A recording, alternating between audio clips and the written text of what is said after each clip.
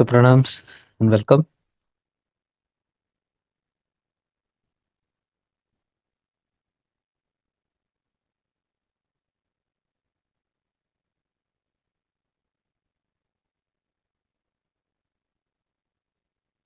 So we are talking past 2 days on divine love and light. Again, the addition of divine to that love and light is divinity means unconditional. The Purna which is there, Param Satya, is unconditional. Very, very unconditional because the whole creation that has been created by that supreme power is not based on any conditions. Because it is the play of the Lord or that cosmic power, which indirectly we only are that. But right now, objectively, we are talking. The one that has created the whole play has created it as a play. So, why would there be conditions in that? Why would there be judgment by that God on any of the characteristics that he or she has created? It's just like us creating a dream or this conscious dream, what we are creating. This life is a conscious dream, right? Consciously, we have created so many things. Now, these are all my creations. How can I judge it? When I have only created it, how can I judge it?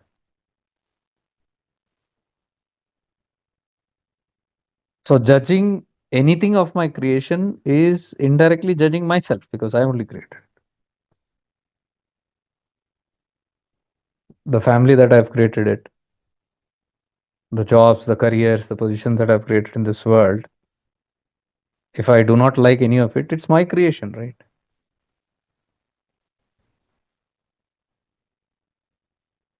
So, in that terms, if you see, the Supreme cannot be conditional at all. It's simply a witness to that play which emerges, plays around itself, and falls apart. There is nothing serious for the Supreme to look into this. When we get into the ego self, we term it as very, very serious thing. You look at it from a dream point of view, it's just a play, a passing, a pastime it is, an entertainment. The problem is when we get into the play that we have only created, it seems serious. So it's actually a joke in one angle if you see it. I create something and then I don't like what I create. And then I fret and fume about what I create. Imagine that situation. So, deeper realization that Sufism is giving here through Shams given to Rumi is this deeper understanding that there is nothing in this world to lament about. When you lament about anything, you're lamenting about your own self. That is what Shams is actually giving Rumi the whole understanding that everything is a mirror. Sufism goes very deep on the mirror aspect. That's why I like Sufism because it reflects deeply the Shiva Sutras or the higher realities, if you see. It deeply reflects it.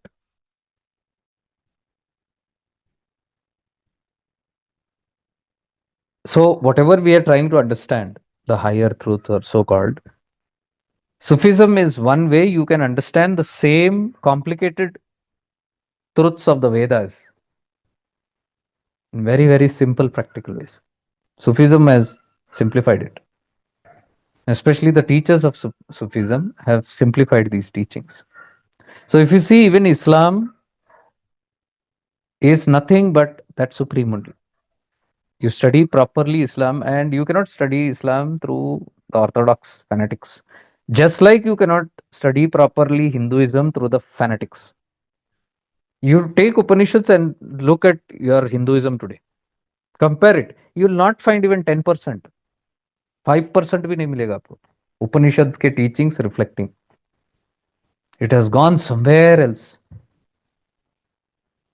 Same way Islam, you take the original Islam, the Quran, the Holy Quran, and you read it without interpolations. Like I have been talking about at least 4 years now on how the Puranas have been interpolated. क्या meaning है हमने क्या कर रखा है उस चीज को. So if you read the scriptures without interpolation, it is completely different. In the same way, if you read the Islam without interpolation, it's completely different. And Sufism is the best because Sufism has read Hinduism without interpolation. Sufism has read the Islam without interpolation. They are giving the actual original truths in very, very simplified manner. And if you compare both of these truths, you will see they are the same. So directly or indirectly, let me tell you, Islam and Hinduism is the same. Some ignorant people, these are the throughout centuries, ignorance has created deviations. One basic things of the Sutra, Shiva Sutra, Chaitanya Mahatma, everything is Atman. Where people follow in Hinduism? आपस में ही लड़ मर रहे उधर. Islam छोड़ो. In the Hinduism only there is so much of casteism and this and that. Look at all these political leaders. Division, division, division, division. Diversity and diversity. बांटते जाओ, बांटते जाओ. Who follows that? One two word sutra, Chaitanya Mahatma. कहाँ है Hinduism में बताओ? Hinduism has been corrupted. Just like Christianity has been corrupted, Sikhism has been corrupted, Islam has been corrupted. That is why we are in our conditions today called Kali Yuga. If these are not corrupted, it is Satyuga. In Satyuga, there was not all these divisions, remember. ये हिंदू मुस्लिम सिख है था ही नहीं, है ही नहीं. सतयुग में है ही नहीं ऐसा कुछ. As yugas go ahead, more interpolators come, more people misunderstand it, misread it, translate it in the wrong way, and more ego is added. Through their narrow minds, they create religion, they create creeds, narrow paths. And all these paths only know to kill each other. All these paths are trying to prove supremacy. I am greater than the other, which is the greatest form of Mahishasura existing in these communities. Mahishasura is the ego is the only thing that will say I am greater than the others.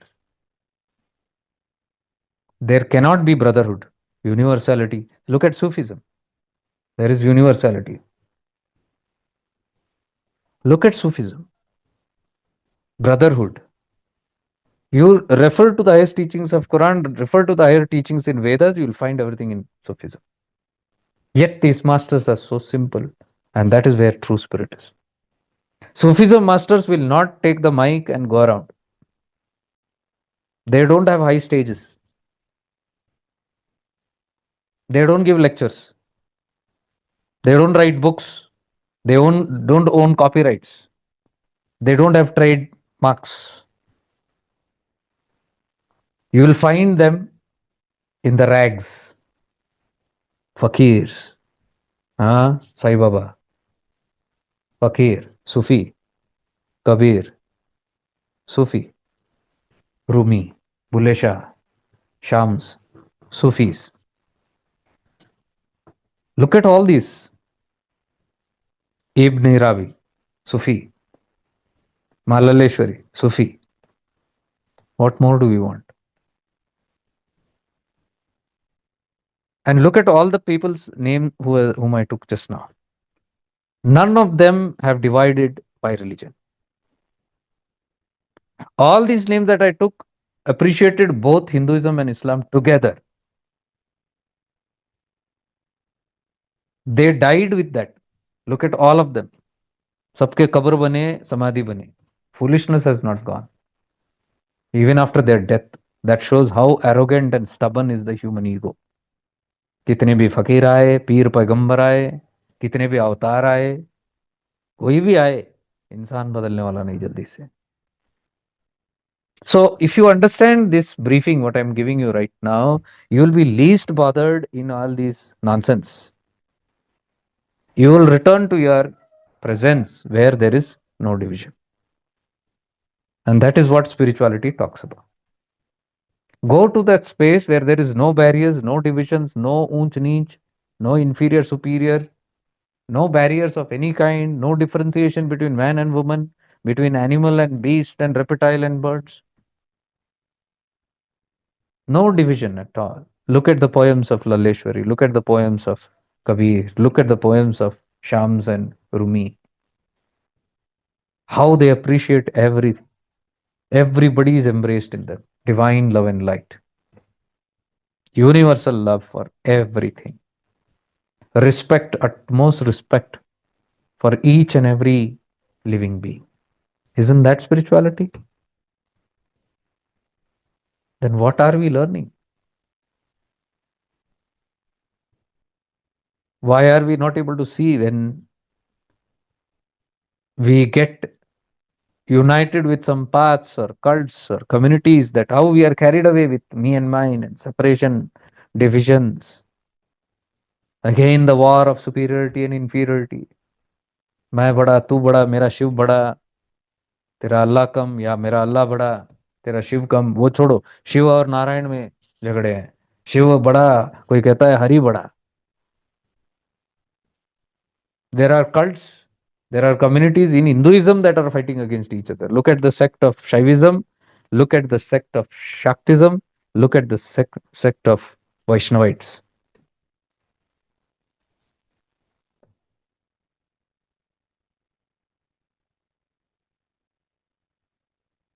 And in each of them, there are again castes and creeds. There are the untouchables, pariahs, Dalits. Look at what your political leaders are doing in today's world, how they are separating in the name of Jativadi, all for prestige and power. Once you understand this, you cannot get stuck with these kind of systems. Anywhere where there is division, your heart will not stand there. Your presence will not give appreciation to one thing and depreciation to the other.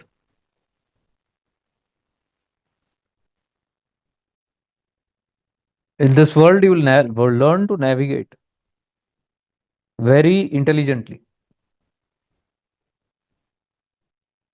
because that's how you play the game here. You cannot go by a revolution, revolt. You will be wiped out. So it's a skill to survive in this world. Outside with your two eyes, you see everything, all the nonsense, but your third eye shows everything.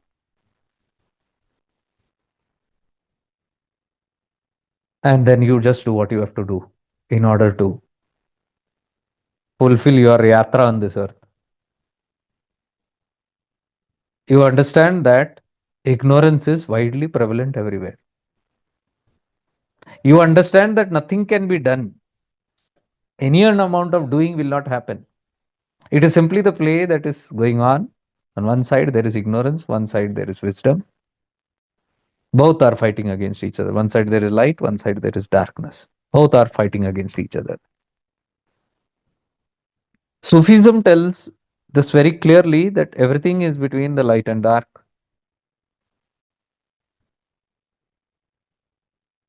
But Sufism has a different approach, very beautiful approach, which I like, which I believe is the only way it can be fulfilled. You see, everything is called as a war between the light and dark. You see all the Shastras in Hinduism talking about the war between the god and asuras. It's always war, war, war, war. Look at the Mahabharatas, Ramayanas, Purans, look at any scripture you can take, it is only war, bloodshed, violence. Anybody who kills and creates violence in the name of religion and God is a terrorist. So if you look outside, everywhere there is terrorism. See the word terror? The world is in terror. Why? Fight between light and dark. Now, the moment you say fight between light and dark, God and evil, even the evil starts pretending it's God. That is why many become light warriors. And they say this is the truth. The other will say this is the truth. Both are pretending to be in God's favor. Which is the truth? By taking any side, you will never know the truth. You will be always biased. That is why we come to the state of unbiasedness, neutrality, drishta, viveka. Because from viveka, when you are neutral and when you don't take any sides, you're looking at everything. That is dharma, what Krishna taught Arjuna. Pakshpat mat karo. That side my guru is standing, that side my family is standing, my grandfather is standing, grandmother is standing, they are there, my friends are there, my relatives are there. How can I kill them? And Krishna says, why are you being partial? Side le rahe ho na? And you're calling it the war of dharma. It's not dharma, it is adharma. When you take anybody's side and say this is the truth, that is adharma. And if you play war, if you fight or quarrel on behalf of your taking one side, your belief, you are not fighting the war of dharma but adharma. अधर्म का युद्ध लड़ रहे हो आप. That is exactly what Arjuna is doing. And Krishna corrects him. You are scared and you're running half-hearted from this battlefield. Battlefield means life.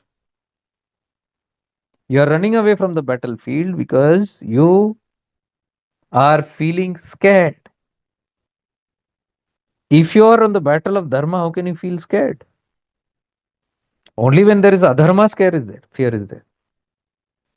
And you're running. That means there is adharma. What is that adharma? You're taking sides. Why you're taking sides? Because you have an identity. When you have an identity, you are identifying with these are my people. So if you are having an identity of Bhagwa color, you will identify with your Bhagwa people only. If you have the identity of a green color, you will only identify with the green color. When you identify with any of these colors, the opposite becomes your enemy automatically. And Krishna is not taking any sides. And that is what spirituality is all about. Not taking any sides. Impartial. Impartial is equivalent to unconditional. Partial is equal to conditional.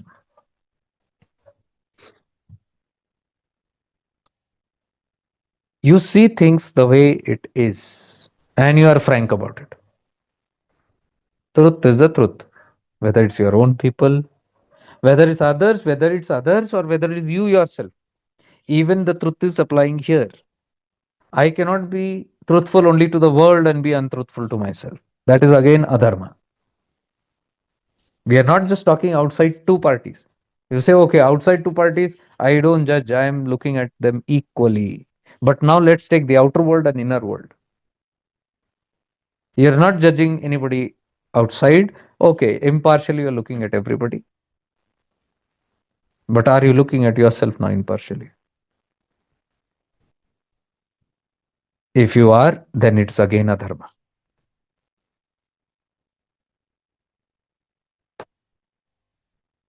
So internally and externally, when there is impartiality, the same way you look outside, you're looking inside also. When you do that, inside, outside, equal. You see a flaw outside, you know that flaw is a reflection here. That's a dharma. You're doing dharma now. You're on the path of dharma. Sufism is beautifully that. See how simplified it is, the whole thing, without complication. Now, this is not there exactly the way Sufism is not explained in this manner, but this is my study. How I have studied these guys, what they practice is exactly from this point of view. And they say unconditional, divine love and light. ये कहाँ से आता है? Neutrality, impartiality, unconditionality. सबको एक जैसे देखो. And when you see everyone the way it is, the life inside, outside, the way it is, you are least bothered by the outcomes of each. That is the best part of Sufism. You get bothered only when you take an identity and you take sides, either outside, inside. But when you don't take sides at all, you are not bothered about the outcomes. When you're not bothered about the outcomes, there is no need to change anybody, isn't it? Only when you need outcome, you want to change somebody, right? I want to see this result happening. I want to convert that person's faith or religion or ideas according to what suits me. I want to change people according to the way I want them to be. Then there is always friction. There is non-acceptability there, non-acceptance. There is still an urge to change, bring a change. Why? Because you feel if you make a change somewhere, that is going to satisfy your needs. And the whole life experience will tell you there is no amount of any kind of change that you keep on doing that will satisfy your needs. You will always suffer because everything is ever changing. Nothing depends on our views. They are all part of the collective play that's going on, and nothing is in anybody's control.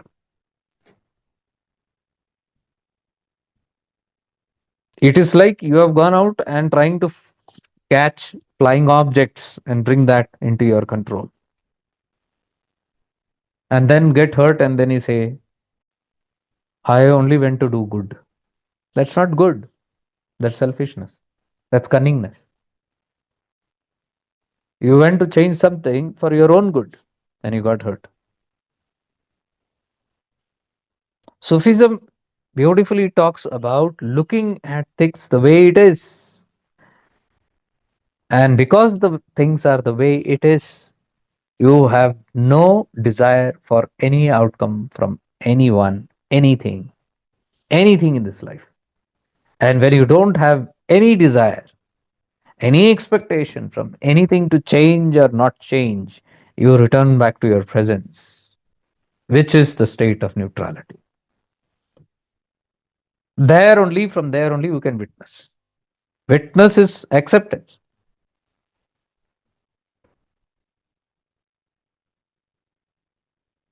There only there is peace. You have returned to the state of Shivahood because Shiva is in that state.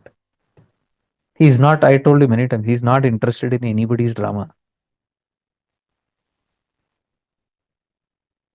You want moksha tomorrow, it's fine with him. You want moksha after 20 million years, it's fine with him. Do you see that unconditionality?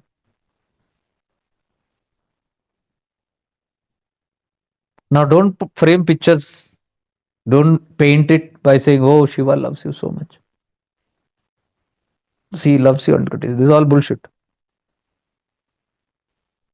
This is, we are painting our egos again. He loves us. You, because we want to feel special somewhere. Somebody loves us, somebody takes care of us. It comes back to that same wound only again. And I am telling it's a drama.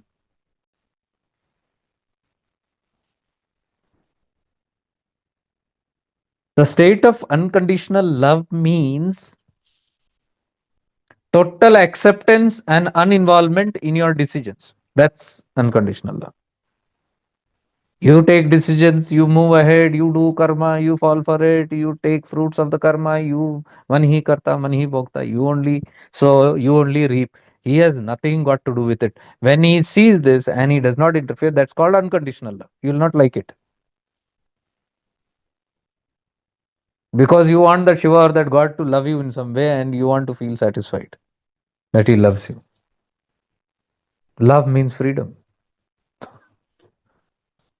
Love simply means freedom. As in God given us the freedom to do anything, even to go and cut anybody's head.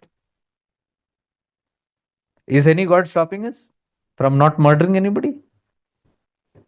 Which God is stopping? Tell me. If God stopped, then some power should come and stop when there are murders or crime happening. Some power should come from up heavens and stop. Hey, this is not supposed to be done. No, you have the freedom to do what you want because there are consequences to every act. Where what you give, you get. So we punish ourselves. In the drama, we create, we destroy. We have pleasure, we have pain.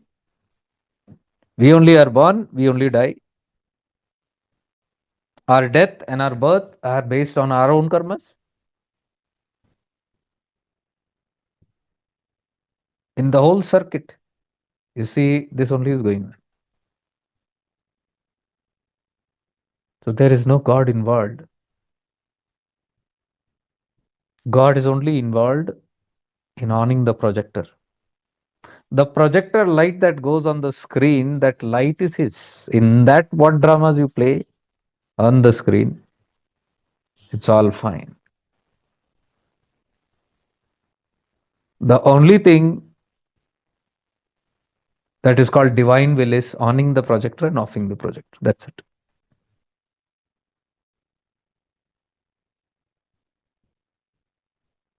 So the play is so intelligent play that when the projector ons, the whole play starts and the whole play designs itself in such a way that it itself winds up the whole play and causes the light to pull back. Because the moment the drama is over, the projector has to stop.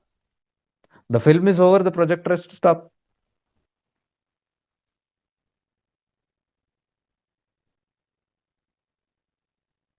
So that's called freedom given. Free will. Free will is given by that light, but divine will is owning the light and offing the light. So if you're intelligent, you'll understand this. Intelligently, you can understand the whole thing. That free will also indirectly depends on that divine will only because it's all on the light. It starts and it ends. That's what is known as Shiva, the creator and the destroyer. Pralaya.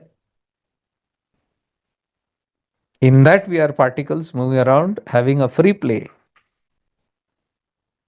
designing the drama, recreating the dramas, recreating the script inside everything. But the whole mega script, one script is there in that, which all these mini scripts are running inside.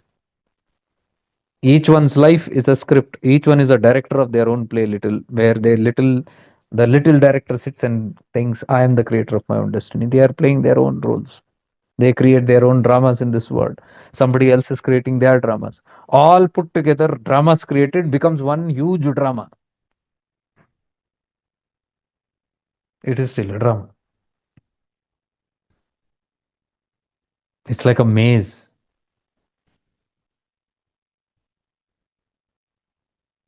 So if the small creator, which is sitting there and creating dramas, understands, though this is after all my drama, I need to just witness. That small director is a part of the big director.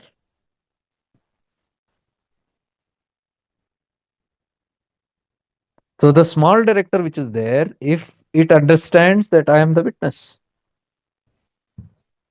I need not get so serious into all this. It is now realizing its quality of that main director. Main director का तत्व उसका बोध हो रहा है. That is Shiva.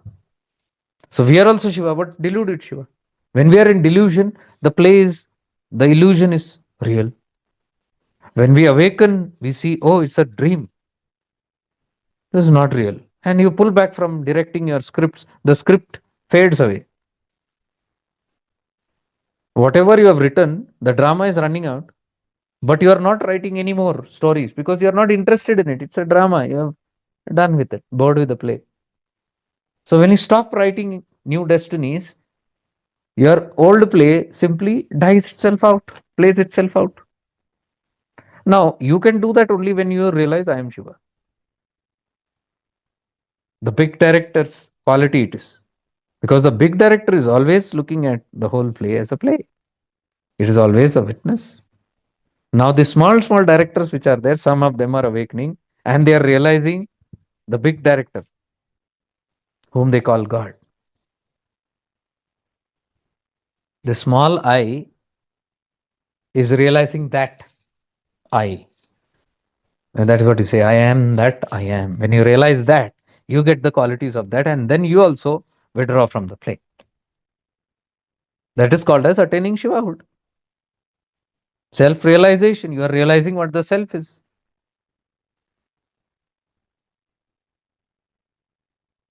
So the Jivatman is understanding what this Atman is. And the Paramatman already knows about it. Jivatman is the mini director. Paramatman is the big director. Paramatman is the divine will. Jivatman is the free will. So now imagine the more small directors become awakened to their real self and they realize who they are. Who am I? I am not this actor. I am the director itself. Who am I? They are realizing. As they start realizing, the scripts keep dying, isn't it? No further scripts are written. So more number of mini directors leave up the split scripts. The whole mega play starts dying down by itself. Because the whole mega play is based on these small directors continuously creating their dramas by saying, I am the creator of my own destiny. I will do this, I will do that. I will recreate my life, I will do this. Okay. But you are only building new scripts. Your script is going on, you are participating in the whole script to continue it. Collective consciousness. Your consciousness is connected to the collective consciousness. That is how microcosm and macrocosm we are talking about. The macro and the micro are same holographic effects. Individual consciousness and the collective consciousness are the same. We participate in everything. The more you are participating in your drama, you are indirectly participating in the mega drama of this world. The more you heal yourself, the more you are healing the collective consciousness. Sufism talks very beautifully about this. What you do unto yourself, others, you do unto yourself. Christianity also talks about this. What you do to others, you are indirectly doing it to you because you are the part of the whole big drama. Your dramas impact the mega drama also. So, however, scripts you write in this influences the mega drama, and the outcome of that mega drama again influences the mini dramas. We are all interconnected. All these plays of Hindu, Muslim, Sikh, Isai, these are all new dramas that everybody is playing out. The more the diversions, the more time it takes to annihilate and become one. जितना बंटवारा करते जाओ उतना दूर जा रहे हो. Now, individually, are you realizing this? If you individually realize, you will not separate anything further. आपकी जिंदगी में आपकी इंडिविजुअल कॉन्शियसनेस आपका फ्री प्ले जो है आई am the creator of my own destiny your creatorship will not give इसकी अनुमति नहीं देगा will not give permission for this so when you stop division you are becoming Shiva because he has no division. You are becoming that supreme God or Allah who has no division. You are awakening to the truth. You are killing all the divisions in your own life, inside and outside. That's how you are becoming Shiva. And the more you do it, you become free from the clutches of that particular role that you're playing in this huge mega drama. Your role is over. The other dramas will continue. Your role is over. You return to the original state of the original director. And from there, you see the whole thing as a drama. That is Shivoham. Aham Brahmasmi. You become that. I am that I am. You are free from the play. Play is going on. Play is not stopping. But you are no more in the play. Now you are the witnesser of the play. You have become that God. That is only Allah. That is only God. That is only Shiva. Where is the question of Hindu, Muslim, Sikh, Isai now? Where is it? Can you see how level of ignorance, how deep it is embedded into that ego self, which is calling itself the director? All these directors sitting there, हमारा path पड़ा है, हम ये योगी है, वो अलग है, वो ठीक नहीं है. These people are not good. Our people are good. Shiva is the only thing that reigns. वो अलग जाति का है, वो क्रिश्चियन है, वो मुस्लिम है. ये कहाँ है? Where is this in the whole play? It is in the grossest of ego. When you are playing the drama of I am the creator of my own destiny, you are stuck in that play where you will be directly or indirectly affected by I am the creator of this whole cosmos. Whatever is happening in the collective, you will be a part of that. That's why they say like energy attracts like energy. As your consciousness, that kind of experiences. The more ignorant the consciousness, the more the suffering. The more liberated the consciousness, the lesser and lesser the suffering. What is liberated? Liberation from these concepts, liberating from all beliefs, because concepts, beliefs, philosophies, theories, words, actions, these all separate human being. Where there is no word, there cannot be any problem. Words ही कारण है सबका.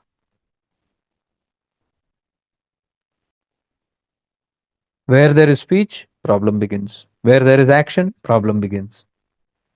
Where there is inaction, no problem. Where there is silence, no problem. That is why Shiva is silence. He is in the no problem zone. God is silence. That is why the teachings of Shiva or God are given in silence, Paravani. You see, the supreme truth, the supreme realization is stillness. No movement. Movement means chaos, separation. शुरू हो गया प्रपंच. Stillness means सब कुछ बंद हो गया. निश्चल. So see these two tattvas, Nischala tattva and silence, Mauna. These two are the highest realization. So as a director in your life, if you embrace these two aspects, stillness and Mauna, you have refused to participate anymore. Mauna doesn't mean you don't talk in the world. You don't do any action in this world. But you don't identify anymore with that action as the doer, as the sayer. It is not your personal words. Because personal words have personal agendas.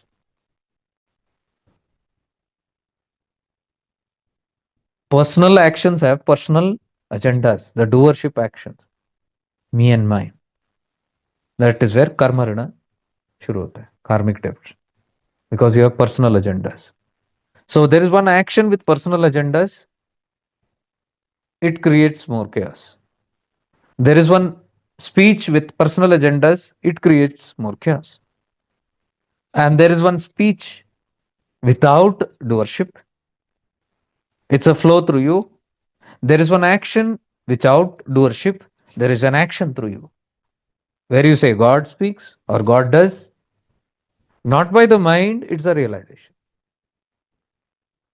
It's not a proclamation of the mind. That's again ego's play. Oh, God is speaking this. किसी को गाली दिया और बोला कि ये भगवान ने बोला है. किसी को चांटा मारा, give a slap and say God hit you.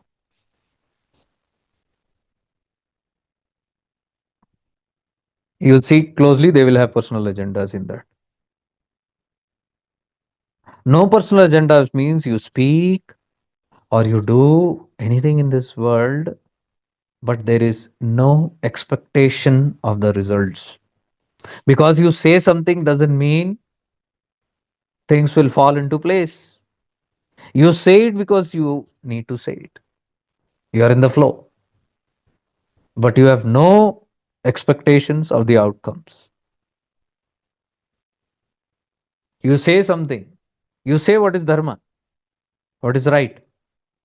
How do you know there is personal agenda or no? You say something, dharma, and then you wait for the other person to change or the world to change.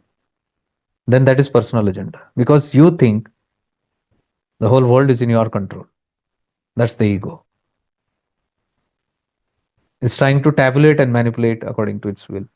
But when you say or do something in this world as your participation, as the instrument of God, you have no expectations from anything and anybody that the outcome of your actions, of your speech, should bring some changes. Because your actions or speech or words, whatever you do, that is not motivated by an outcome.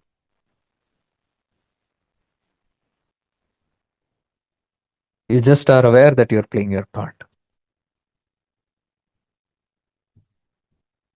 And thus there is freedom always. When you do or say, you do it and you are in your own state.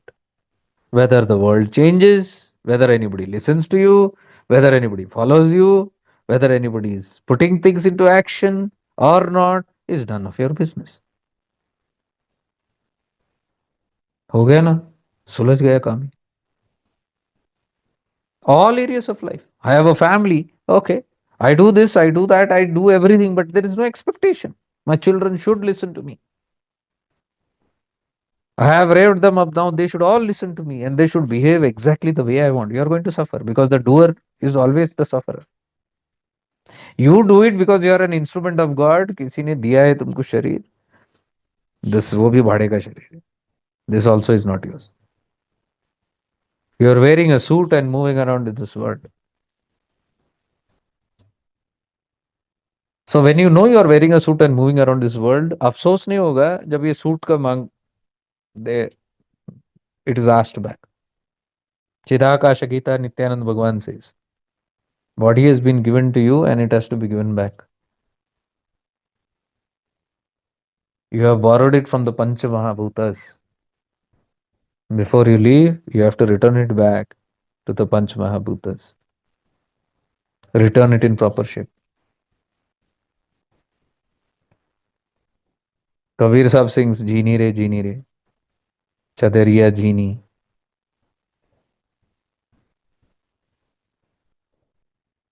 Chadariya, the chadar, the blanket, or the clothing is made by threads. It is made by the अष्टकमल का चरखा अष्टकमल का चरखा बुनिया पंच तत्व की बुनी it has been woven from these पंच महाभूतस ज्यों की त्यों कर दीनी जैसा लिया है वैसे ही देना है चादर वापस जीनी रे जीनी रे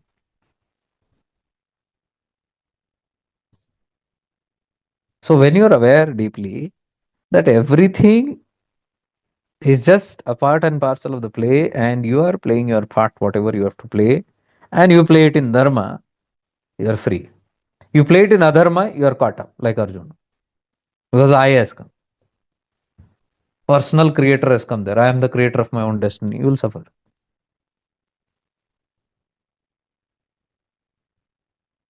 so when you create and create your destiny and then one day you finally fail and you understand अरे destiny तो मेरे हाथ में है ही नहीं whole life I've been fooled चार चीजें जो मेरे हाथ में आई I became the ego swelled in me I can create anything I can manifest everything वो चार चीजें भी इसलिए आई कि तुम्हारे प्रारब्ध में लिखा था because it is there favorable in your prarabdha those four things came into your life and you think you created it that is where the illusion that's called maya I am the creator is a maya of my own destiny it's a maya it's a feeling and that comes from this false assumptions that when things go your way you feel I created it but if you look deeply you created it because you deserved it through your karmic fruits you were able to create 10 things you deserved it according to your karmic print called prarabdha karma it is there you are supposed to get it you got it another 10 things I could not create Being the creator of my own destiny, that is worth questioning. Oh, my dear, if you are the creator of your own destiny and you created 10 things, why are you not able to create the other 10 things? It's not even 10 things, it's at least 30 things you can't create. 10 things what we create, we boast about. But we don't answer. If I am the creator of my own destiny, why am I not able to create the other aspects? Why am I struggling like anything and still it's not happening? Despite all my ego of I am the creator of my own destiny. Why it is not happening? Person only gets confused because the vehem which is there, the falseness which is there, I was able to manifest everything. It lives in brooding that glorification that I am powerful, and that same power will hurt that person. अंदर खाएगा नोच नोच के कि why am I not able to create that? They will struggle more harder. So this will go on drama till one time of the lifetime. You'll understand, you'll question, you'll investigate, you'll study, you'll reflect, you'll fall, you'll rise, you'll cry and laugh and all those things. Finally, you'll realize. And the day you realize, you're free. I'm not the creator. That one is the creator. Then you say, मेरी रजा में कुछ नहीं, तेरी रजा में मेरी रजा. I am the creator क्या बोलता है? मेरी रजा में मेरी रजा. When you learn, you say, नहीं नहीं, तेरी रजा में मेरी रजा. I am the creator of my own destiny can never say जो शिव आज्ञा. वो कहता है जो मेरा आज्ञा. I am the creator ना, जो मेरी आज्ञा. हाँ, वो सीखने के बाद बोलता है जो शिव आज्ञा.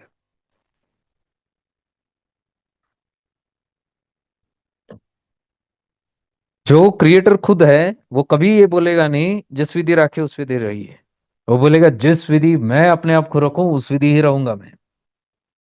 Because I am the creator of my own destiny. I create my circumstances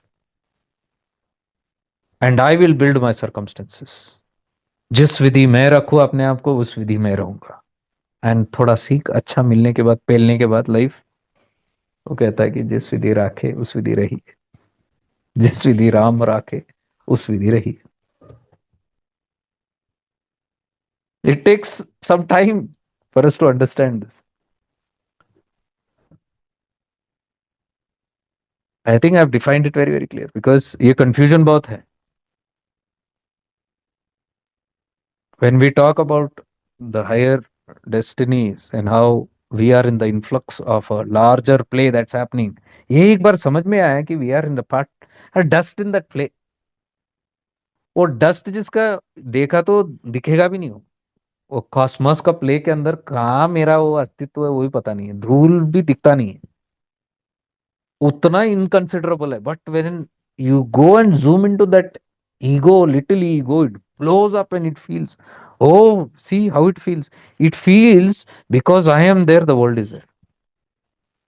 You see your whole life how it is. You go to the mall, you go on the streets, you're driving on the streets, you want everybody to give you space. You look at every individual, if you look clearly at them, inside from them, they are looking how important they are.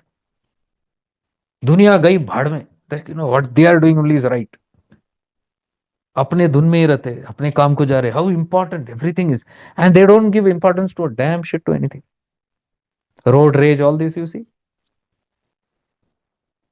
It's like I am there, so you are there. Who are you? Who are these others? Who are these? ये जाति पाति को, ये मुस्लिम कौन है, ये हिंदू कौन है, ये क्रिश्चियन कौन है?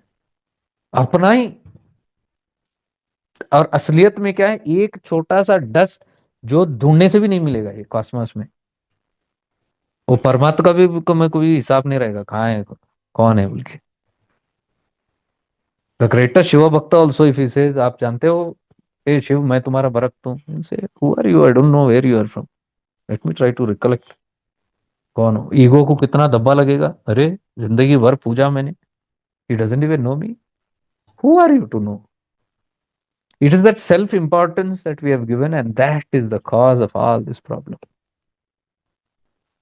And it's very, very funny when people highlight this and say, you are most important. You create. You have the power to do anything. सारे असुर को यही लगते थे. You take all the asuras from Ravana to Mahishasuras. They all felt कि मैं जो मनमानी करना है मेरे हाथ में है सब कुछ, और पूरे तीनों लोकों में फैल जाते थे, त्राहिमाम एवरीवेयर। अंत में सबका क्या हुआ? जिसने भी कहा ये मेरा creator, I am the destiny creator, all the असुरस, they try to create so beautiful worlds. अंत में क्या हुआ?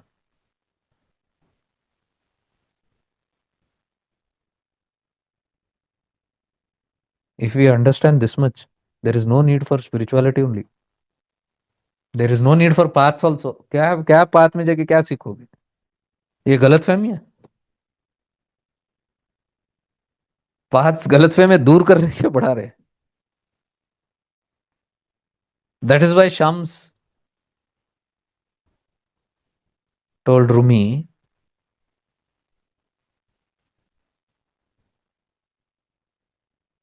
that I am having full arrows in my quiver, कमान में तीर बहुत है, and all the arrows are haq. Haq means truth.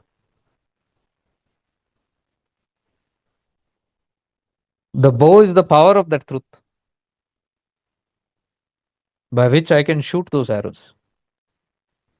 But he says the world is not ready for those truths. I can shoot as many arrows, but the world is not ready. And when the world is not ready, that arrow will go and come back again into that quiver. That quiver he calls as God.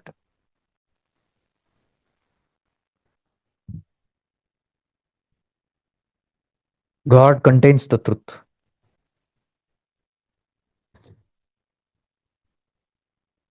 From where Shams is the Guru Tattva, shooting the arrows of that truth of God into the world and piercing through ignorance.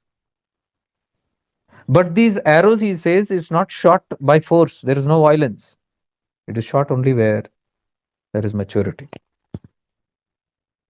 So he says, I have plenty of arrows to shoot, but the world is not ready for it. So he shot Rumi with that arrow. Who is ready? Whoever is ready gets the shot from the Guru Tattva. The moment they get the shot, they get realized in the truth. They see the truth, दूध का दूध, पानी का पानी. They are free from it. But that needs a lot of capacity to take the truths, which is what I am saying. ये कई सारे truths I am only shooting from here, so many. And how many are ready? They are not. त्राहिमाम भाग जाते हैं इधर उधर. Because the truth nobody wants to hear. Everybody loves the falsification because the ego loves to be falsified and live in that own self-centeredness, giving more importance to its own existence, sustaining itself. Ego likes to sustain itself. Ego doesn't want to die.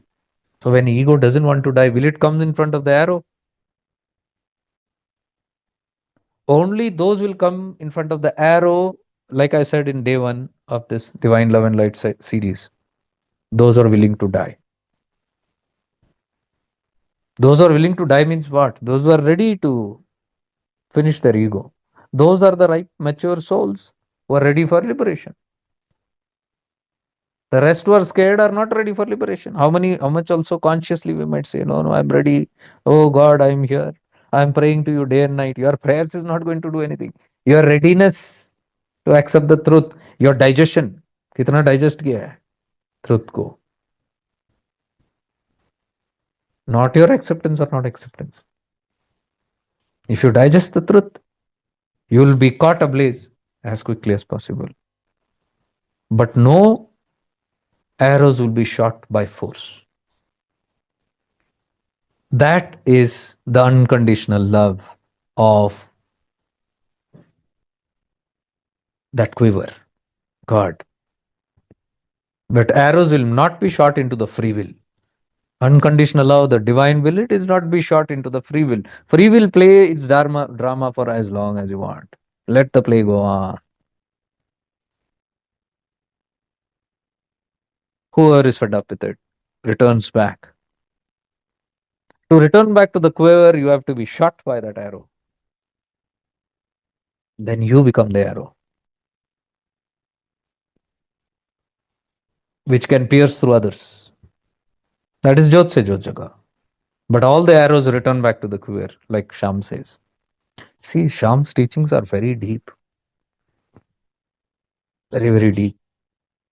That's why I'm saying Sufism, follow with your whole heart. You are in the safest zone because it is unpolluted, undiluted truths. Religions and all have spoiled it. Paths have spoiled it. सब ने अपना brand name कर दिया, सब अपने अपने कुछ तो कर रहे हैं, कुछ अपने अपने कमेंट्रीज झाड़ दिए. Their own perceptions they have given. They have created more diversity. They are still continuing creating diversities. They are building more egos in the people, not liberating them from the people.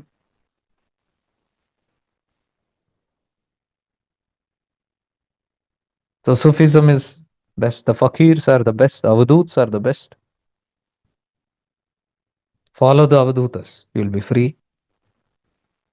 Follow their peer pagambar, these Sufis, Sufi masters. You will be free. Universal teachings, non-violent teachings, withdrawal into the self, acceptance from the zone of neutrality, which can happen only when you are in divine presence, withdrawal from all expectations of this world, withdrawal from any kind of force mechanism to change anybody, you return to the zone of unconditional love, Sufism, where you operate as pure unconditional love. The heights of these people are they don't even retaliate to anything.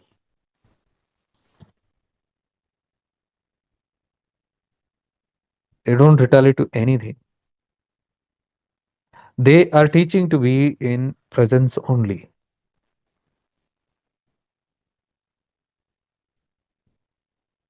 Exactly what Buddhism is talking about. This deep resemblance now, Buddhism. Exactly the same it is. Buddhism is complete non-violence, full, total acceptance and unconditional love. And that is where their strength of forgiveness comes. Christianity, Jesus was a Sufi master. He was a Sufi master. He was an Avadhuta. बाद में उन्होंने क्या किया, लोगों ने religion create किया, that's another. See, he has the audacity to not attack. He had the audacity to forgive, which can only come from unconditional love.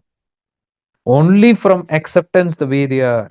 When one sees it as a drama and how people are more stuck into it, where they see that I don't want to now increase the burden of people now by putting even accepted, expectations from them. Where somebody is trying to kill him and he says, "Oh God, forgive them, for they do not know what they are doing." You see these great masters, masters of light. See the masters of light which we contemplate on Malaleshwari, Jesus Christ, Ramalinga Swami.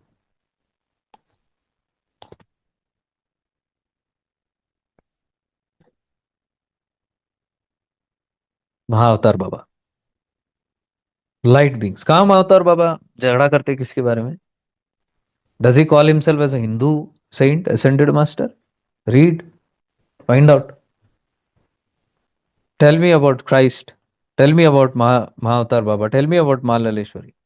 Tell me about Ramalinga Swami. Any of these people, anywhere they have talked about any religion, any caste, any creed. That is why these light masters are our real guides. Pure love. Purest form of unconditionality.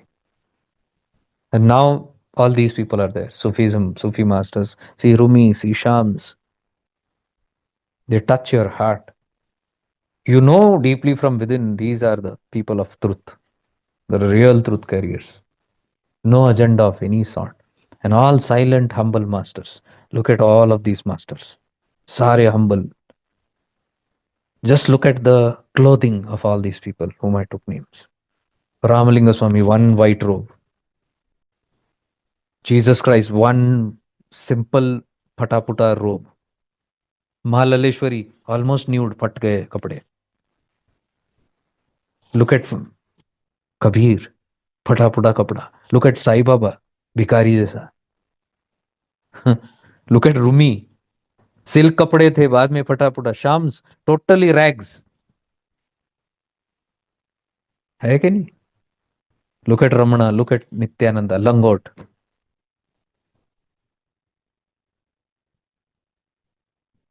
Where do you find pomp and glory? Where do you find advertisement? Where do you find trademarks in these people's name? Where are they copyrights? Where are they fighting for anything? Where is their supremacy? Where is their venom against other religions, other paths? Where are they talks about anything else other than all these people are only talking about one divine? Look at the clothes of Buddha, one robe, a royal king. Where he is now?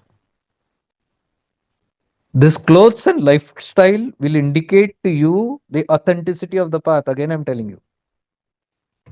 The lifestyle of the person will directly indicate to you जिस हाल में वो रहते हैं, where they have reached, whoever it is, including all teachers, mentors, coaches, gurus, mahagurus, saints, anybody. Just if you analyze this, it reflects their state. So until people come to this stage, they are not purna yet. Be it any teacher, any masters. बहुत काम है उनको, वो भी काम करना है उनको. That is if they know they are still to work. If they feel they are perfect, फिर भगवान भी नहीं बचा सकता. If they are still students, then it's a journey. Like the question Shams asked Rumi by holding his horse. What did he ask?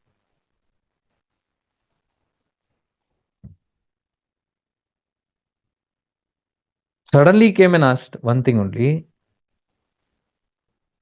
Who is greater? Prophet Muhammad or who's that person's name? I forgot. The other saint. Who is the one? Bayazid. Bayazid Bastami. Who's greater? Bayazid Bastami is like a guru, a saint, a Mahatma, a Divya Purusha, whatever. And Prophet Muhammad is the voice of Allah. Just pure wisdom. We have not understood Prophet Muhammad yet. Isliye all these barriers are there in our mind because the world has projected. You want to understand Prophet Muhammad? You read through the Sufis. They will tell you exactly what it is. You want to know about Christ? Don't read through Christianity. To know Christ, don't go through Christianity. To know Buddha, don't go through Buddhism. To know Prophet Muhammad, don't go through Islam.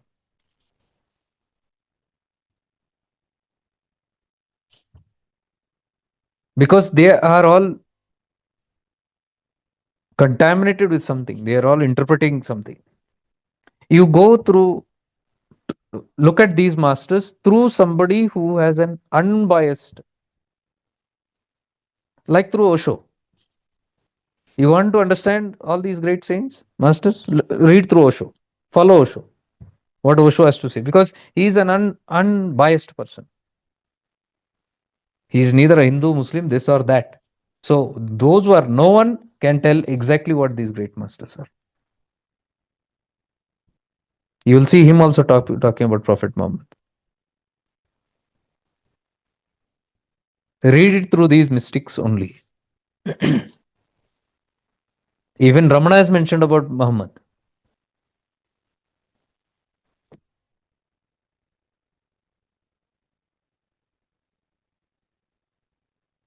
So he is asking who is greater, Prophet Muhammad or Bayazid Bastami?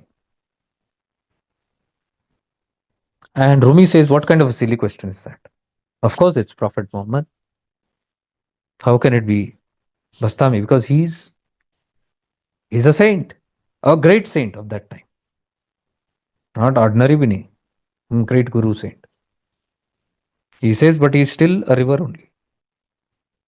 Prophet Muhammad is an ocean. Because the moment Bastami got illumination from God, one dose and he was full. And then he went into that ecstasy. I'm God. He went around saying, I'm that. Glory be to me. I have realized Allah. And on the other hand, Prophet Muhammad, despite multiple experiences, he's still telling, I have not known you the way I should know you. Means infinite hai uske andar. There is no end to that yatra.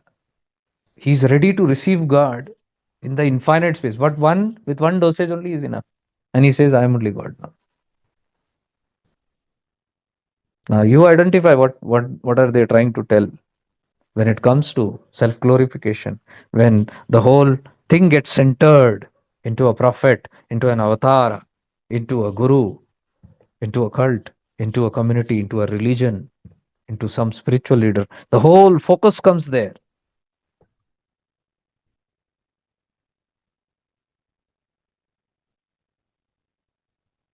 And the other one is ever ready to receive. He says, I didn't know you as I should have known you. Every time he's coming close, he's telling, Are, you are this. I have not known you enough. Then this time he feels I've known you something. Then another experience, then he say, Are, I have not known you enough. He's constantly saying this only. I have not known you. I have not told you. And that is the truth, my dears. God cannot be known. Anyone who says, I know this God, I know, I've realized, and this is the Brahman, are faking. It's such a mysterious force that no one can say, I've known it completely.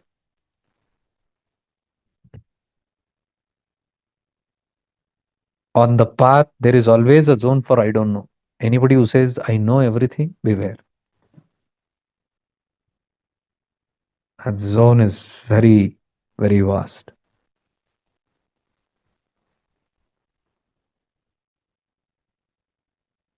And the moment this answer comes out from Rumi, because he explains it correctly, Shams just mentions Allah.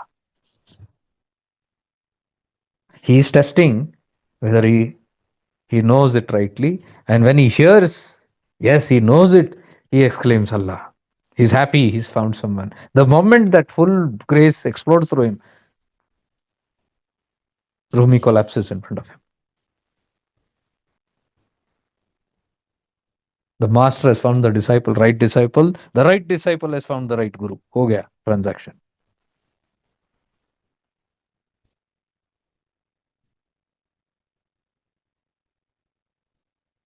And then that whole story goes.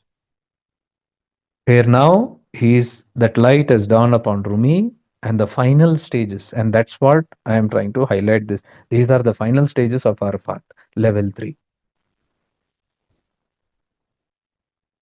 Level 3 is oneism, where the complete annihilation of the ego, identity, the complete humbleness, the complete surrender, shattering of the I, complete no divisions, complete unconditionality, complete divinity, complete presence, complete freedom from the game itself. That is level 3. So, this is the right syllabus for us. I have decided I am going to sit daily and now learn from Shams. Because I know there is a vast thing that he has to offer. In my journey, I know there is a lot he can give me. That's how the God guides us. That's how the Guru Tattva guides us. It sends us the right kind of things at the right time. My life has been step to step always that way. Something or the other has always guided. So I keep my eyes open. And whenever I'm amazed by these things, I always share it on the platform.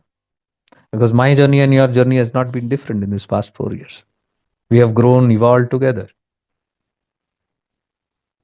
I will never claim that I know everything and I'm telling you no. As I know, I'm revealing. And that's what has happened in all these years. And I can see we are all guided in a very beautiful way. So I would highly recommend you all to, as much as possible, study through these kind of Sufism. The more deeper you study, it's very mysterious. I'm telling you, I'll open up and slowly it comes. They are very, very deep, deep, deep secrets which these masters have tapped directly. They are not read scriptures. These are those masters who have directly tapped, downloaded, so called, those secrets. But as we go deeper, we will have discussions on all those things also. Sufism is very simple. That's why I'm taking this subject. Very easy to understand.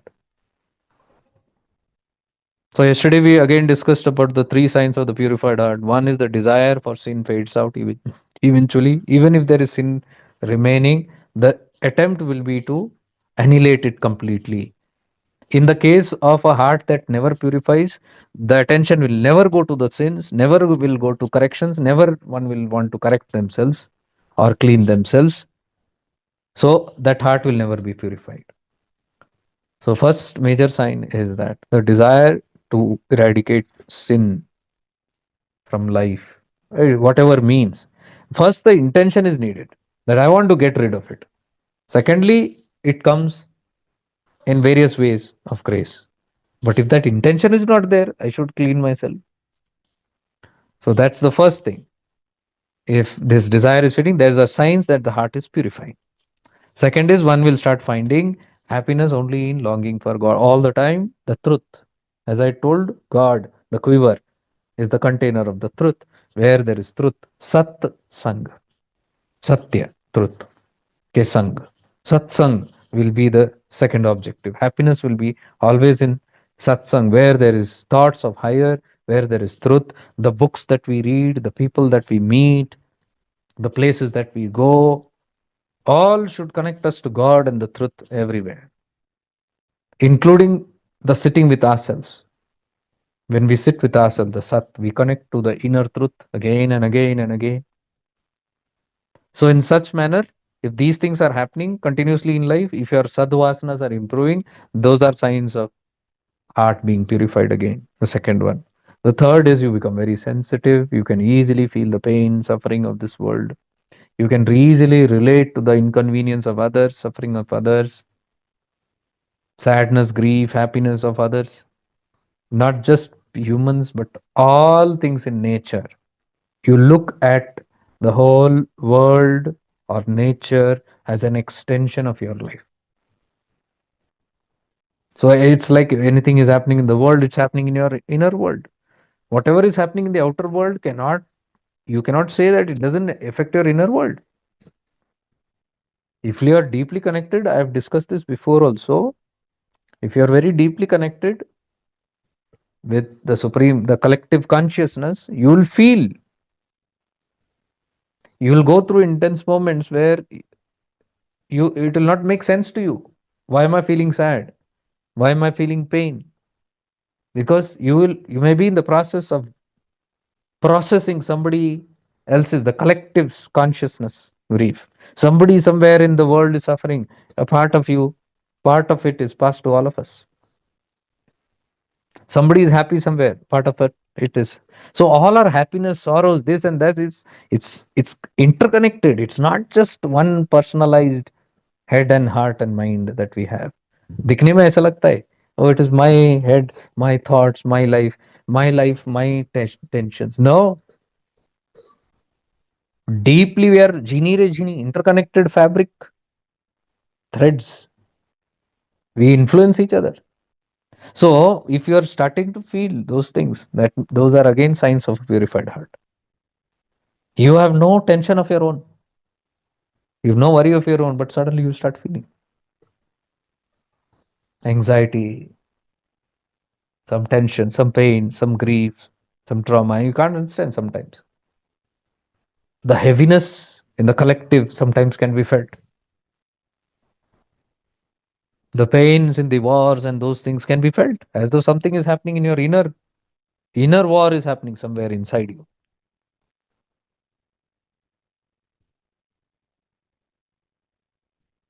There's nothing to worry about these things, but they only shows that your consciousness is expanding.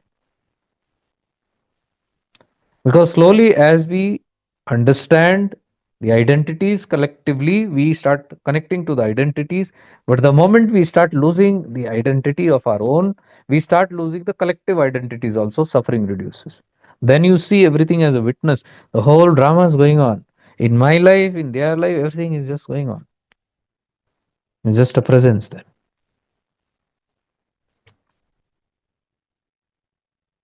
And we also discussed that even the Lord wants to be in the presence of purified hearts. The world wants to be in the presence. Animals, birds, reptiles wants to be in the presence of purified hearts. And it says, even the Lord wants to be in the presence of a purified heart. You can see how the Lord Allah through Shams comes and meets Rumi. The Lord wants to be with him. That's how the Lord comes to purified souls. You can see saints and Mahatmas, all these great, great illumined beings. What are they?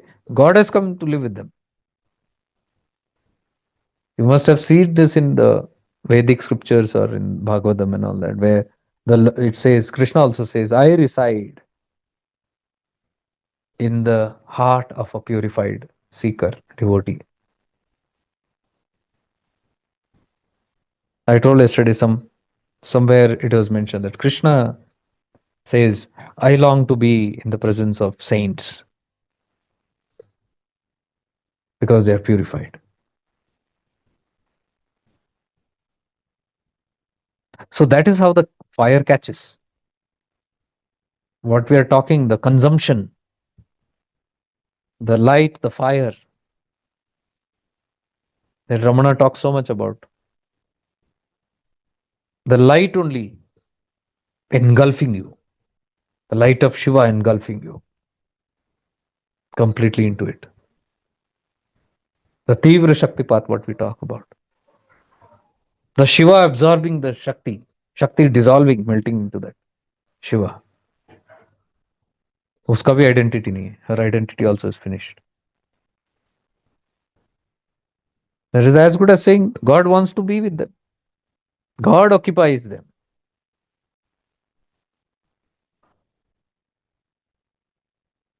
And we also mentioned yesterday, the step towards purity can be taken any moment, whenever we decide. I say the time is now, I want to, it is all in the intention. Purest and strongest intention will give you faster fire. It's all in the intention, the power of your intention, the intensity of your intention, and whenever you do it.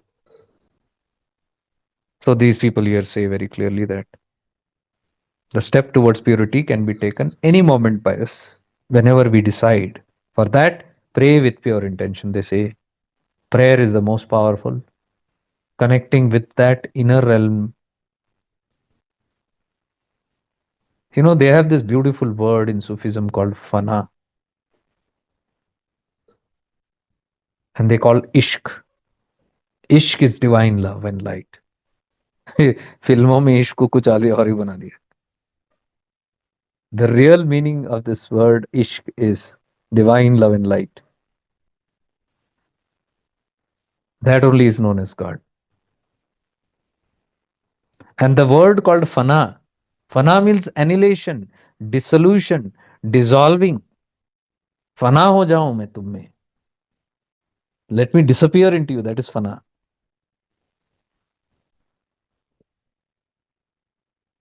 Nice, beautiful words they have. So this prayer to be a फना हो जाओ कि भेद नहीं है. Me and you, Lord, are one. Let me dissolve in you. Exactly like Rumi is saying, let me dissolve in Shams. And he dissolved. Sham dissolved in him, God dissolved in him. Now the identity is gone. Now he doesn't need to go on saying Guru, Guru, Guru, Guru. or Shams is some different. Shams died into him. I don't know if you saw that video. The first I put it on YouTube. Used a lot of images in that. So if you see in that the first day what we did, I put it on YouTube. It has lot of images, so it will give a good correlation for new people at least. So that's what they say. Pray to be in the every breath. The Lord to be in every breath. Swasadi mala. That is how you become fana. What yesterday we discussed ajap ajap. Ram हमारा हमें जपे हम पायो बिसरा. हम मैंने मैं मिट गया. And then we said the prayer so that I can be of help in some or the other way, as long as I exist in whichever form I exist, however I can, the smallest of smallest things. It is possible, but what we are asking in prayer is give me the remembrance, because opportunities are there every moment, we can do anything. But give me that remembrance. Yesterday I told you simple things: offering a gift to someone, a lift to someone, picking up somebody's heavy bag, paying somebody's rent, paying somebody's mobile bill, or paying for somebody's food, buying some food and giving it to an animal, feeding water, something or the other. There is always something there, present there. And you cannot say, I don't have opportunities. The moment you step in or out of your house, there is always some opportunity. Even inside your house, you'll see always opportunities. Even outside. So here it's asking, give me the remembrance of this. Because when I remember, I'm here as an instrument to serve the world. In what better way can I be of help? In this, what happens? The ego dies. The I starts dissolving. And the purity starts happening. The divisions starts dying down. Oneness starts happening. This is the beauty of this path.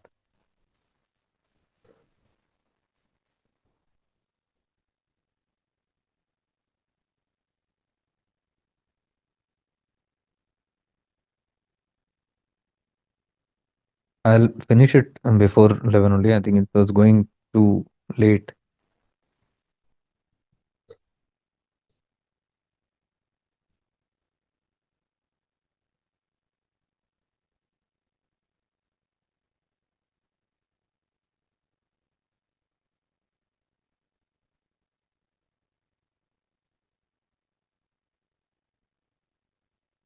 So, in one of these conversations where Shams is telling Rumi in those 40 days they spent together, it's known as Makalat, which he gave. Makalat means the conversations between Shams and Rumi. There are huge texts of these conversations, so you can get lost in it literally. But some precisely that I'm saying, what he's telling is the truth is Kadim, the ancient one. See, he's telling this to Rumi. Kadim. Kadim is the ancient one, most ancient one, जिसको हम कहते हैं Parabrahman. He is a being who has no beginning. Where can the one who is created afterwards find the one who has no beginning? How can he understand him? Where is the soul and the great God that has created everything? So he's telling it's impossible to understand. The one who was created afterwards, how can this one find the one who has no beginning? Nirhuda Nirakara. It's impossible to fathom it with the mind. Because ये जो created बाद में हम जो create हुए हैं, we know of our creation, my existence through my mind, my ego. And this mind and ego can never fathom that creator. It can only imagine and make another concept. So he's telling, how can one find the one who has no beginning. How can one understand him? Where is this soul and where is that great God which has created everything? It's Zameen Asman ka fark. That is why our heads even don't go to that direction of divine will. हम free will में ही फंसे हुए. Free will is just the mind stuck here. We don't even want to think there is some divine will. We don't want to give our power away to that divine will. As though by keeping the power, we are becoming powerful. No, it's a myth, it's an illusion. It is that power that is within you by means of which you move and attain liberation. Shams is telling that power of God. It is by that power within you by which you move and by which you attain liberation. What are we? Anything different from what Ramana is telling? Grace, what Shiva Sutra is telling. Grace only moves you, and grace only takes you towards liberation.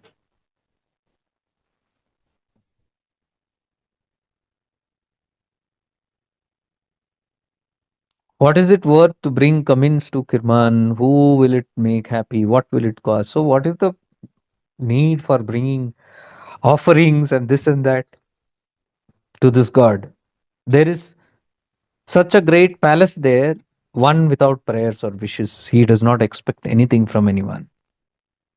That space, he's telling, it's a great palace, which is not sustained on any prayers or wishes because he does not expect anything from anybody, what we just discussed today.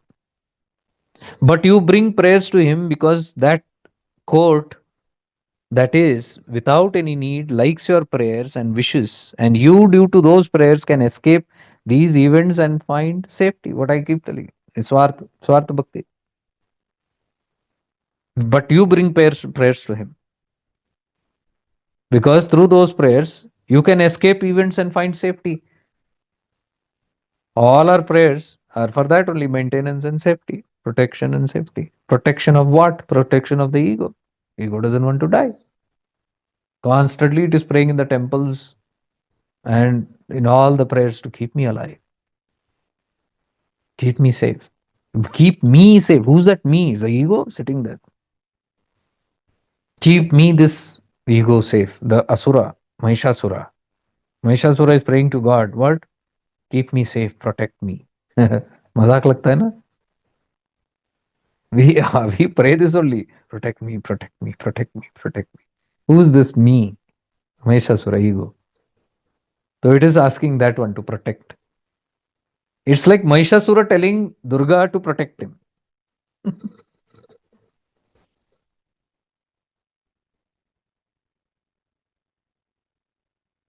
But you keep asking these things, but something reaches you from the Kadim, means God, that ancient one. Well, it is love. The trap of love comes and embraces you. You are busy asking for protection, protection, protection, protection, and for what comes from there is that unconditional love. The trap of love comes and embraces you.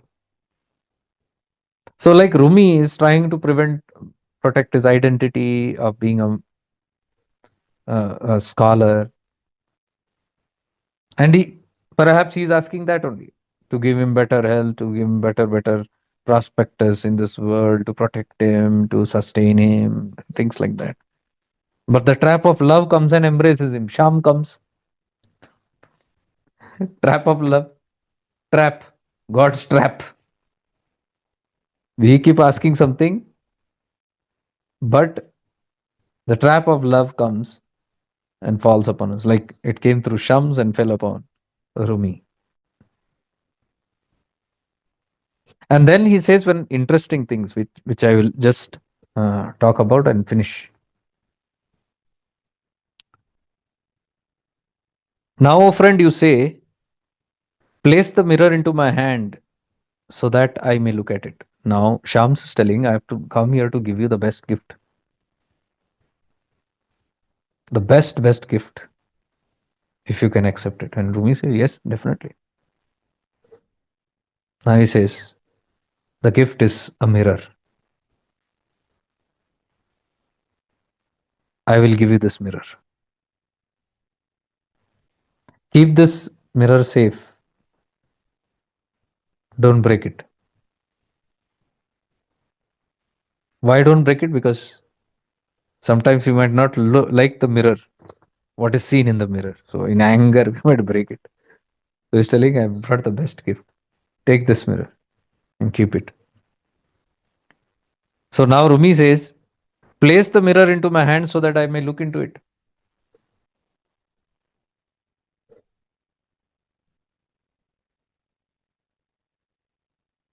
So Shams is telling, now, O friend, you are saying to place the mirror into your hand so that you may look at it. Yet I cannot find a pretext for this, nor can I deny your request. But I say in my own heart, let me find some pretext to not give you the mirror. Because if I say there is something wrong with your face, perhaps you will not accept it. And if you say that the mirror is defective, this will be worse for you. So he is telling now, I am finding ways not to give you this mirror, finding some pretext not to give you the mirror. Because if give you this mirror, because if I say he wants to give the mirror and doesn't want to give it also, he wants to give because he wants the truth to be realized, not to give because he might break it. So he's telling, let me find some reason to not give you the mirror. Because if I say that something is wrong with your face, you will not accept it. So if that Guru Tattva is telling directly there's something wrong with your face, Rumi, he will not accept it. ऐसा कैसे हो सकता है? We run away from truths. Whatever is told, we will not agree with it. And now, if the mirror is given to you, you look at the mirror and you say the mirror kharab hai. There is some defect in the mirror. Then he says the case will worsen for you. If I tell you, you will say you will not believe me. If I give you the mirror, you might look at it and you say this mirror is defective. इसमें खोट है. Then things can become worse for you. Then Sham says, yet love does not allow me to find a pretext. Yet my love still doesn't want to stop you from giving you this mirror. That's unconditionality. He is aware that if he tells the truth, Rumi might not like it. Or he might blame the mirror. But at the same time, Shams is telling, I can't keep this mirror to myself because my overwhelming love wants you to give this mirror. Love does not allow me to give any reason. Now I say, let me give you the mirror. But if you see some fault on its face, do not blame the mirror, but something reflected on the mirror. Know that it is your own image. Find the fault in yourself. At least don't look into the mirror while you are near me. The only condition is that you do not find fault with the mirror. If you are unable to find fault in yourself, at least find fault with me, as I am the owner of the mirror. Don't say the mirror is defective. See, it's a beautiful conversation that's going on between them. You can see this conversation of love. You can see this conversation of acceptance, understanding. Shams is treating Rumi with so much of deep love, care, and understanding. See, the entire story is like, you can give a mirror and say, look at it, and this is your. We keep telling that, right? Yeah, the world is a mirror. But he's in his own dilemma because he knows that giving the mirror is not the solution. The mind will still play with that mirror.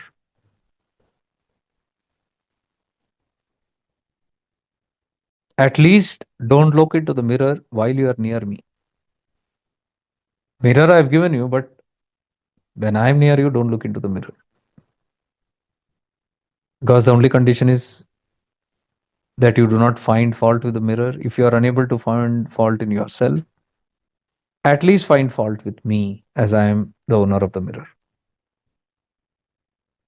He's telling at any condition, don't blame the mirror.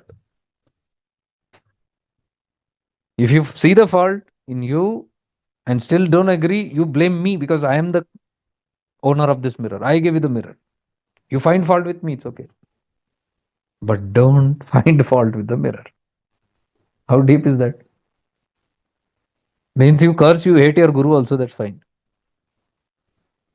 You condemn him also, that's also fine. But don't condemn the mirror that he has given you. Don't say the mirror is defective.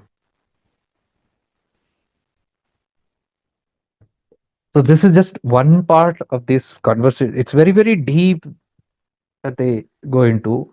And that is where Rumi was taught by Shams that everything now, the flaws that you see in the world out there is in you. Now, do not attempt to correct the world, correct anything outside, but look at all these opportunities as a reflection back to you as to now you'll know where the correction needs to be done. So this is one of the arrow that Sham says the world is not ready for. I have a lot of arrows, he says, but this is just one of it. Rumi is ready, so he shot the arrow there. And that is why Rumi became Shams. Rumi became Rumi. Rumi was just a scholar. He became a mystic because he accepted these teachings. So, what is this? These are hints that in our final phases of the journey, these things are a must. We cannot deny this. That now our phases towards whatever we call as the final level or level three, it comes to looking deeply into everything as a reflection of your own. Because if you are ready to see the world as a mirror, then you will continue looking at the mirror. You look into the world, but as a mirror. Now you want to look more into the world so that you can understand yourself to that world. The perception little changes here. Previously, you were in the world because you wanted to understand the world, and you say the world is not understanding you. Now you understand, no, everything is a mirror. So when I look into the world, I'm looking into myself. So every time I look into the world, I'm looking into myself. So the more I look into the world as a mirror, the more I am in sadhana with myself. How beautiful is that? Every moment, anything that's happening. Previously, I was looking to the world and unhappy with the world. Means I'm unhappy with myself. I look into the world and say the world doesn't understand me. Means I don't understand myself. I look into the world and I say the world doesn't love me. Means I do not love myself. Now, this is where the whole philosophy of integration comes. Sufism is beautiful because it doesn't fight the evil and the God. In case में वो fights नहीं है, ये भगवान और असुर लड़ रहे हैं. Sufism doesn't talk about fights. We also don't talk here about Durga and Mahishasura fighting because Asura is us. We cannot tell Durga is fighting or light is fighting. Till I is there, it is going to be. The moment you realize and the fana attitude comes, it's surrender. The moment Mahishasur surrenders, there is no fight. Then it's called integration. This path is now about integration. What I have talked multiple times in inner alchemy is all about integration. It is not fight between the light and the dark. If you remember, we have done all these practices of integrating the darkness into light. Transmutation. It is not the killing. It is not the destruction. It is the transmutation. You transmute the darkness, you convert the darkness into light. That's called integration. So now this path goes more deeply into that, where when you see reflections, you integrate those shadows by light. Now these shadows are very deep to find. Till now we have been doing our practices. We sit here, we go inside, we make it rise up. You see, inner alchemy was all that. All old childhood traumas, this, that, everything we are bringing up. From inside, there is a force that we are trying to bring it up to heal, isn't it?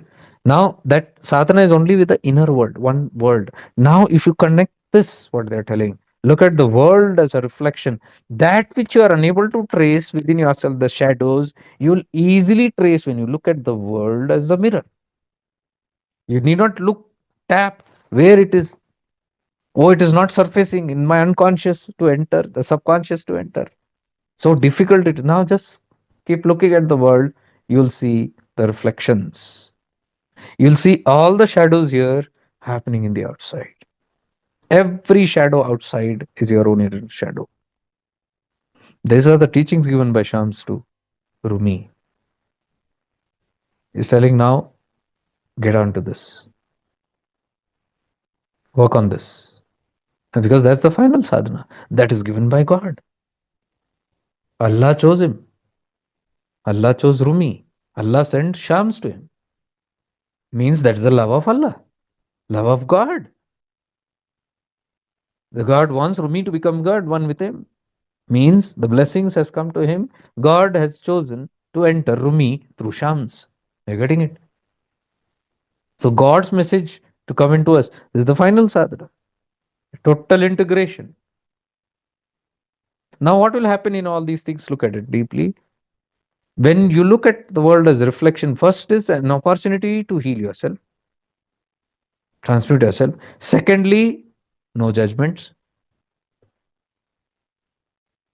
total acceptance of the world, non judgmental acceptance, forgiveness, because there is nothing to look there, there's no fault outside there, it is here inside.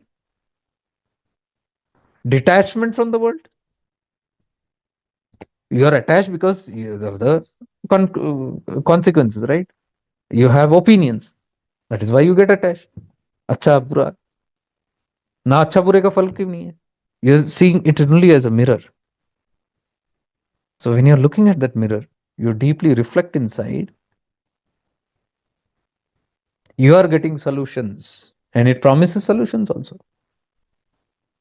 If you keep integrating, you'll see more of detachment, more of vairagya automatically happening, more of acceptance, more of oneness, more of unconditional love, more of neutrality, more of liberation from this world. Why we are liberating from the world?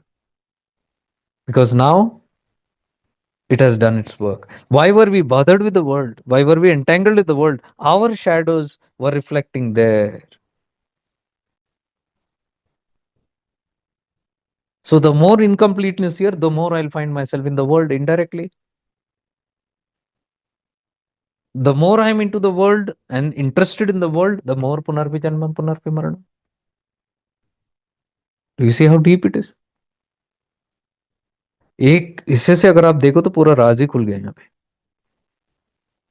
It's like a big curtain that has fell off of what am I there to do with my life.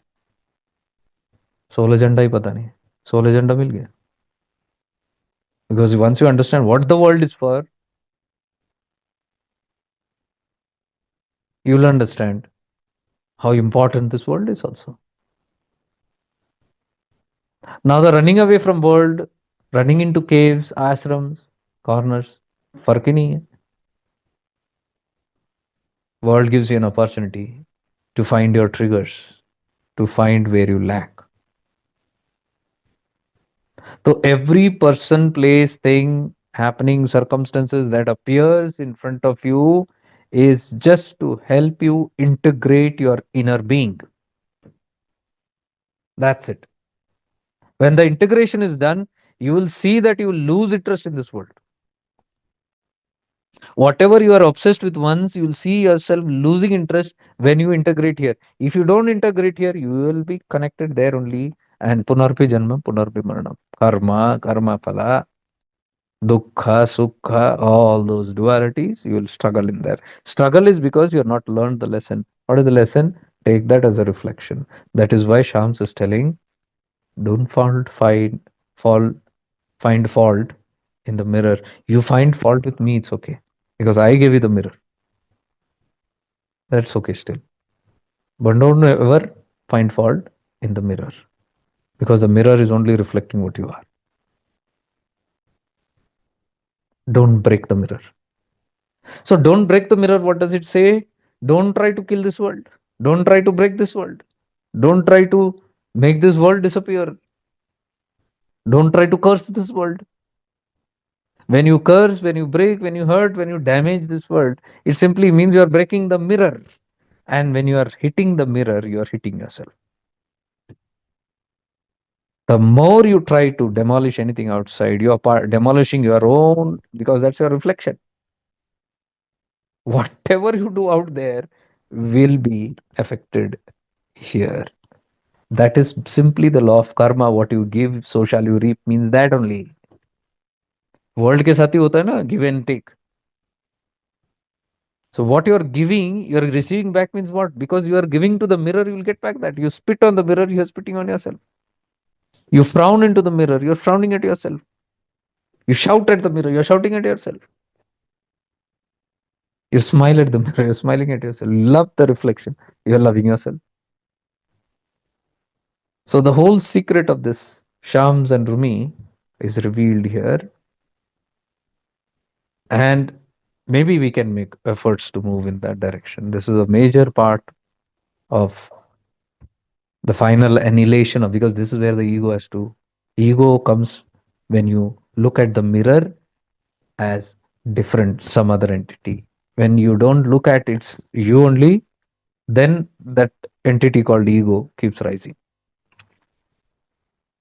You look at it, you look at everything. Now just think one thing, you see something in this world, and then suddenly you remember these teachings, and you come to know that's within. The moment you contemplate a little bit also, you will get a hint where it is in you. And if you are an authentic person, you will simply realize and say, wow, I was searching and hunting for this for years. कि कहाँ गड़बड़ हो रहा है मुझे पता नहीं चल रहा, अब पता चल रहा है. Maybe in our deeper sessions we will go deeper. I was thinking of doing this webinar on Sunday and then keeping a um, like free sessions, like 2 weeks, where every day we sit and practice these things, where the release, healing, and reflection means self healing, self awareness, self shadows for 14 days continuously. कितना overhauling हो सकता है? The thought came to my mind. Instead of just doing one webinar, continuous follow up sessions for that. For 14 days straight, all free sessions for the participants. The 2 weeks is very good to get a very good grip on that. And every day, imagine, you look at something, you heal, and whole day you also keep an attentive watch or a diary with you, journal with you. So much of things can be just removed, and freedom, more peace, integrations. All the habits that come from inside are triggers and wounds. All the passions and unfulfilled desires from inside are all shadows. Seeking an outlet in the world, it is not in the world, it's here. But the world can show you that. So the moment you see those and you work on that there, your interest in the world will start dropping. That's healing. Simple.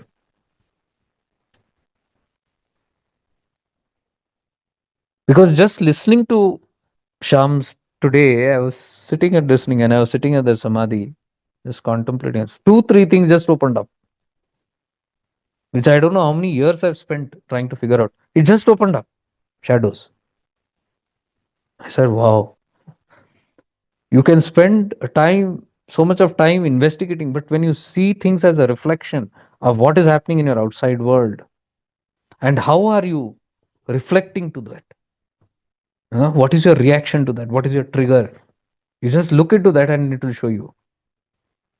What are those stuckness? Some places where you're stuck, you look at it and suddenly you identify, oh my God, it's all connecting the dots. You found it. Because when you find it, it's easier to heal. When you don't find it, it's very difficult. So this whole process of integration, what we have done, inner alchemy, all these things, I hope all those who have done are doing, keep doing it. My whole objective is that you spend more time doing it. That's why I gave the recordings of the people who attended the retreat till 28th Feb, 6 hour recording on the last days for the people who did the retreat. Why till 28th? 6 hours means theory plus practical every day. If you are doing it, certainly you will be benefited. So much of things will just go out of your life. So much of healing is there every single day you release, and very deep and reprogramming, remanifesting.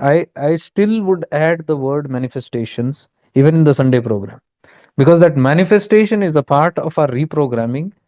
It is a part of the free will and the divine will, because the manifestation that comes into your head is a projection that has to be carried out in the free will.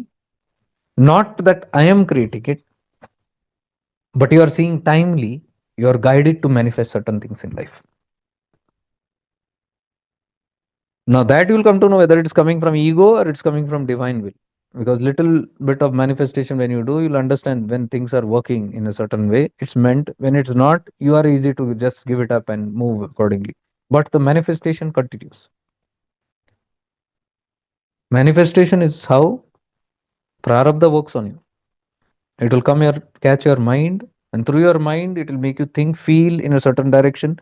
You will move in that direction and you will create it. If it is coming out of a personal vasana, then that's a free will. That's your individual will. If it is a divine will, it is a free flowing will which has no outcomes. You are manifesting it without outcomes. And that is not oriented to a limited object. I have told this, the law of manifestation. Never manifest a person, place, thing, object. That comes from your ego, free will. But manifest the outcome, the abstracts of what you want through that. Like I told you, instead of manifesting a job, instead of manifesting a business, instead of manifesting a lottery ticket, what are you seeking in all these three common? Money. Straight go to the money aspect. Now go deeper again. Don't stop with money. What does money give you? Security, abundance, no lack of anything. That's abundance.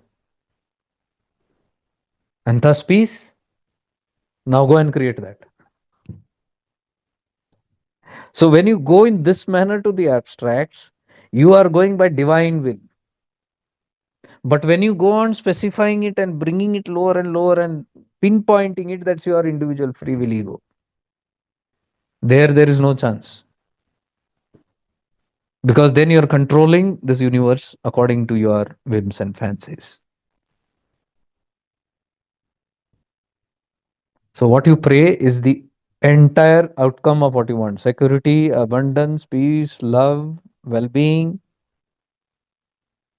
inner guidance, success. This is the whole scenario of what you should manifest. And then allow the free will, the divine will, to get those results in your life by which you feel poor, complete. That's it. But you don't identify and say, I want it through this way only, that way only, this person, that object only. That is your hata. Then you will fall into suffering because you're trying to control the outcome. Are you understanding the whole thing?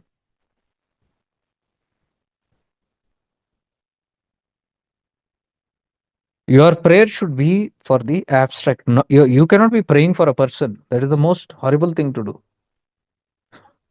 When I hear words like, oh, this has been the prayer of my, and your prayer should be something higher. If it is for love, then manifest love, not a lover. Because that love can be fulfilled by any manner. See how Rumi got love? By marrying? By having affairs? He sought was love, he got love in whichever manner. That's divine will. So, this manifestation factor will be there, a part of the webinar. The healing and release also will be there. And plus, the Sufism added now, we're looking at reflections and healing our inner wounds and shadows. So, today will be the last session of this Divine Love and Light, 3 days which we did. Yesterday's I didn't feel like putting, I'm not putting it. Today's maybe is a little part. I'll put it on YouTube. So, tomorrow I don't think there is any session. And Saturday, let me see. If there is a preparatory needed, we'll have on Saturday. Otherwise, directly it will be on a webinar. But try to contemplate on these things again and again deeply. And again, now since we have limited the people, these people are the crux of the people. I would like to sit and only share. इसमें से भी दो तीन भाग गए, उनको भी नहीं निकालने वाला हूँ इसके अंदर. They come, उनका सब्जेक्ट ठीक नहीं है, क्या बोल रहे हैं हिंदू मुस्लिम वो ये सब, वहाँ एक दो गए. And then later when we came again to the Quran, और हो गए. So ये तैयार नहीं है. We don't want such people. Those who are willing, so I am ready to sit with them, including all these webinars and all that. Those who are interested, even if it is a small group, no problem. Let us get to there. That's the fun of the whole thing. Doing something and not getting it is simply time pass hai, acha. Let us see liberation. Let's see that peace. Let us see that jubilation, celebrations that's coming. The freedom from everything. कहीं कोई dependency नहीं, clinging नहीं. You're becoming more and more free, आजाद. बैठे बैठे you can, living you can liberate. Liberation while you are alive. Let us hope for those, move in those kind of direction, because that is why we are here for spirituality. And only authentic seekers can do that. Real seekers. Those who have the guts to face the truth and sit with the truth. Process it. Let's become aware of today's satsang.